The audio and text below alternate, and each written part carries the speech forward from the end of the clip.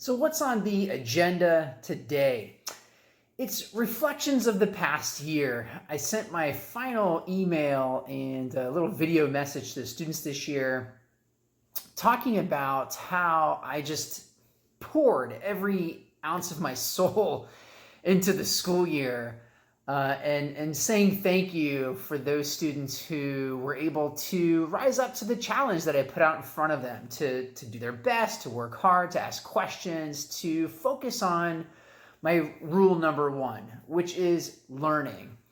And I wanted to reflect on just how difficult it is to just invest so much emotional and spiritual energy into each student every day during a school year, and they just don't comprehend it, right? I'm even right now as we speak, there's an email dialogue going on with a student who has been extremely late with a lot of work, and I've been pushing her all year, and she's not alone, but they don't understand how difficult it is to watch them every day that they happen to be in class, and to ask them if they need help, and to encourage them to ask questions, and then for them to say,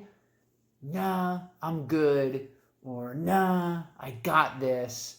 And you just watch that every day, knowing that they could use a hand, and you just push, you invest, you try, you send messages, you call home, you're asking for help from other teachers, you're asking for help from guidance counselors, you're trying to do the best you can to pour so much into each student every day of the school year.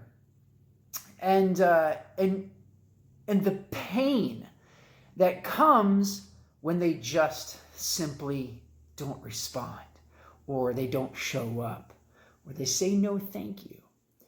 And the dagger in the heart happens right now at the end of the year, when they say things like, I tried my best, or they ask things like, can you do me a favor?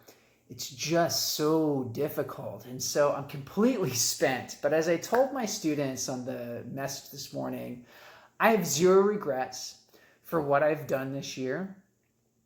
I just poured every ounce of myself into each of those students.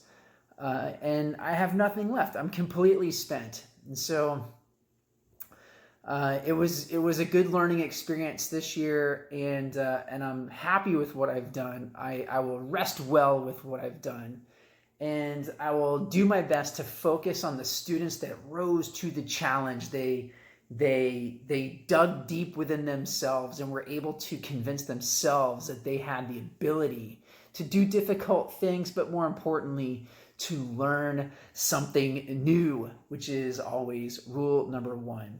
So that's what's on the agenda. High five.